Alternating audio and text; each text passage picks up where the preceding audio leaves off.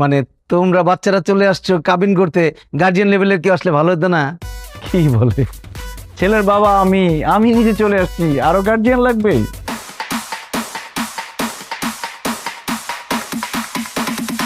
ছেলের বিয়ের জন্য বাবাই তো যথেষ্ট, তাই না একমত সাহেব? বাবা মানে মানে তো তুমি মানে তুমি, আরে আমি তো মনে করছি তুমি সর্বোচ্চ ছেলের বড় ভাই। বাবা বাবা হলেন কিভাবে আপনি? বিয়ে সাহেব, আপনি তো ভীষণ রসিক মানুষ। বাবা হলাম কিভাবে এটা এখন সবার সামনে বলতে হবে? ছোট ছোট ছেলেমেয়েরা আছে, এদের সামনে কিভাবে বলি?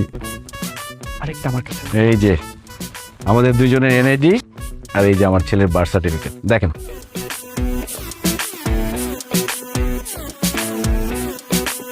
কি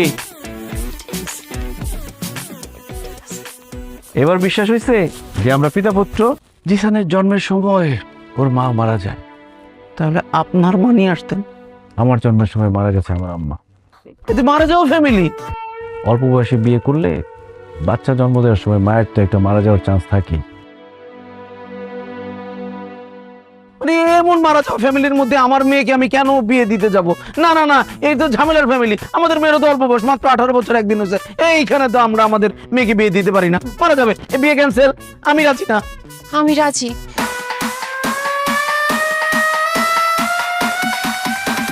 আপনি তো আমার থেকে বয়সে অনেক বড়, আমি তো আপনাকে বিয়ে করব না। আরে দূর বোকা ছেলে, তোমার কথা বলছি নাকি? তোমার বাবাকে আমার পছন্দ হয়েছে।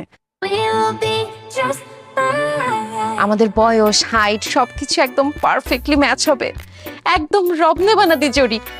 এই যে বিয়ে করবেন আমাকে? তোমার বোনকে সামলাও, বাণিজ্য সব শেষ হতে হবে, সকাল তাড়াতাড়ি। আই মেনো একদম চুপ।